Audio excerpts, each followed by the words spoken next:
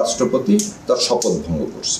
রাষ্ট্রপতি মোহাম্মদ শাহাবুদ্দিনের সাম্প্রতিক বক্তব্য জুলাইকে অসম্মান করেছে। তার দেওয়া বক্তব্য সাংবিধানিক দায়িত্ব ও শপথের পরিপন্থী এমন দাবি করে রাষ্ট্রপতির অপসারণ চেয়ে আইনি নোটিশ পাঠিয়েছেন সুপ্রিম কোর্টের আইনজীবী ব্যারিস্টার শাহরিয়ার। বৃহস্পতিবার সংসদ সচিবালয় ও আইনি সচিবের কাছে নোটিশ পাঠান তিনি। আইনি নোটিশে বলা হয়েছে, জুলাইকে অসম্মান করে রাষ্ট্রপতি তার শপথ ভঙ্গ করেছেন।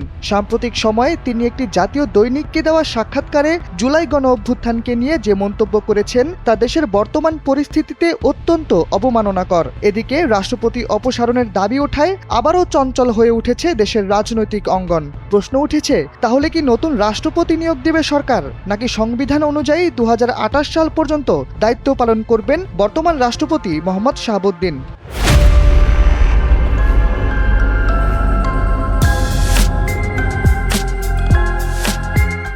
রাষ্ট্রপতির অপসারণ চাওয়ার পাশাপাশি নতুন রাষ্ট্রপতি নিয়োগের কথাও জানিয়েছেন ব্যারিস্টার শাহরিয়ার। 24 ঘন্টার ভেতর বর্তমান রাষ্ট্রপতিকে অপসারণ করার প্রয়োজনীয় ব্যবস্থা গ্রহণ করা না হলে সাংবিধানিক ও প্রচলিত আইন অনুযায়ী উচ্চ আদালতের রিট সহ পরবর্তী আইনি পদক্ষেপ নেওয়ার কথাও জানিয়েছেন তিনি।